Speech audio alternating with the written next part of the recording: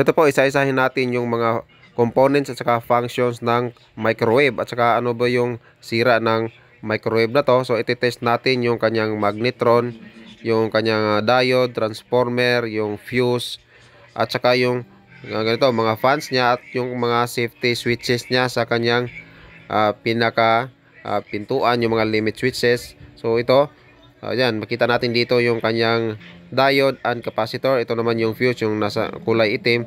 Tapos syempre ito yung kanyang transformer. So mamaya i-check natin yan. Paano ba yan? Ano ba yung standard na mga reading sa mga resistance dito sa kanyang input at saka sa kanyang low voltage at saka high voltage. So dito naman yung kanyang magnetron at yung sa taas yung kanyang thermal switch. So ito ay sunog na to. So visible talaga na meron siyang sunog dito sa kanyang magnetron side. Tapos dito yung kanyang bumbilya, yung pailaw kapag nagpapainit tayo dito ng mga pagkain. So dito naman sa kanyang pintuan, so meron yang mga limit switches. So once pagka pumalya din to, so isa din yan sa titingnan natin kung nag-aayos tayo ng microwave. Check natin yan kung may maluwag ba o palyado na yung contact ng ating limit switches. So kagaya nito, so manual check lang natin yan. So yan, manual check mechanically. Tapos syempre tester natin yan kung meron siyang contact. So dry contact lang naman yan. So meaning continuity yung gagamitin natin. Kapag meron continuity habang tinitest natin ay good po yan. Tapos ito yung kanyang bell dito. Yan, maliit lang na bell. So meron din sa baba pa yan na continuity, din siya limit switch. So yan, makita natin dyan, meron lang siyang pin. So ito yung code ng kanyang model ng kanyang magnetron. Ito yung socket niya. So tatanggalin natin yan, saka check natin yan yung kanyang resistance. So naman, visible naman na sunog talaga yung magnetron natin, pero at least check natin ano ba yung standard talaga na reading ng bawat component ng mga ganitong microwave, para at least meron tayong idea kapag sa actual na ay gagawin natin, para reference lang kung sakaling mag-aayos tayo ng microwave. So ito, tatanggalin natin yung mga bawat terminals muna. At since ito naman ay visible na talaga na sunog yung magnetron, so possible sira na talaga to at palitin na talaga to.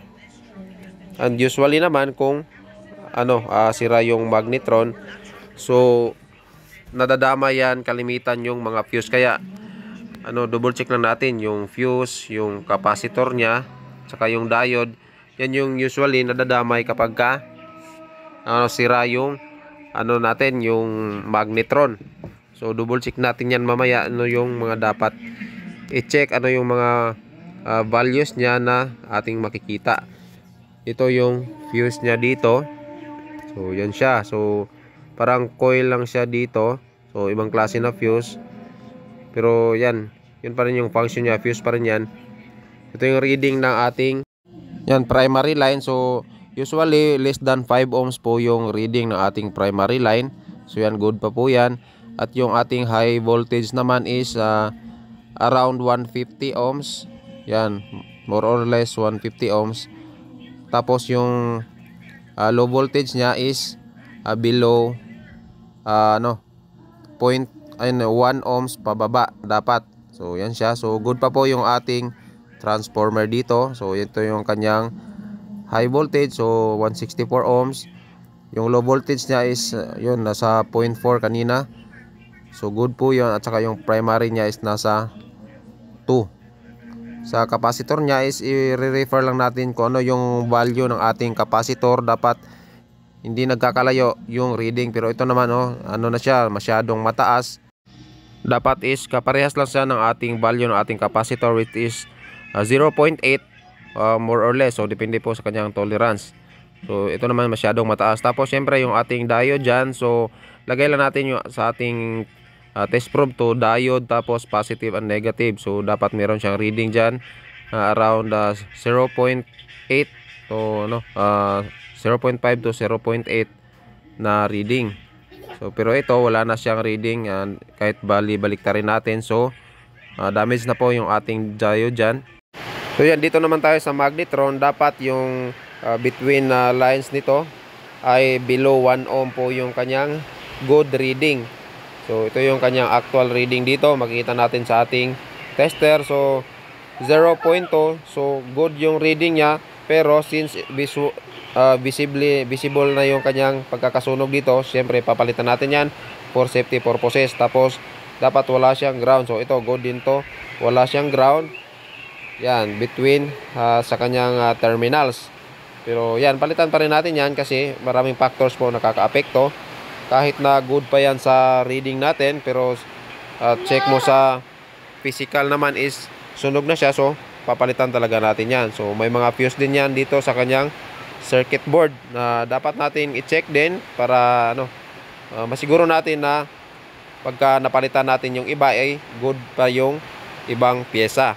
Tapos syempre ito kanyang mga limit switches, check din natin yan yung kanyang contacts continuity kung mayroon pa siya habang open and close natin yung pintuan, kasi yun yung nagtitrigger sa kanyang switch dito, yung kanyang pin sa pintuan. So saka yung mga lost contact, lalot mainit yung ating oven. So pagka natagal is yung kanyang metal dyan na terminal lugs ay maglulus yan, kaya double check natin yan na hindi siya naglulus. Tapos ito bumbilya, pwede din natin i-check yan. Ano lang naman yan, filament bulb, so resistance lang po yan. Visually ma-check din natin yan kapag napuputol yung kanyang filament o kaya hindi na siya nailaw. Tapos check nyo ay putol na yung filament, so automatic po palitan na po yan. And then ito yung kanyang actual reading sa pag-check natin. So yan po yung kanyang ilaw. Tapos ito naman yung kanyang fan motor, kanyang blower dito. So check din natin yung resistance ng kanyang motor kung okay pa, especially kung halimbawa hindi na siya naikot. So check natin yan. May nabibili din naman na mga ganitong spare parts ng microwave para sure lang na talagang overall bago natin ibalik o i-testing yung ating microwave at i-consider na okay na sa ating client ay okay lahat ng parts at na-test natin na safety na siya ulit gamitin. So yan po, para sa mga iba pang mga tutorials gaya nito, paki-subscribe naman po sa ating munting channel. So yan po, saka sa mga may mga comment dyan o mga katanungan, yan, nasa comment section po, paki-like, follow, subscribe po. Maraming salamat sa panonood. So yan po, salamat.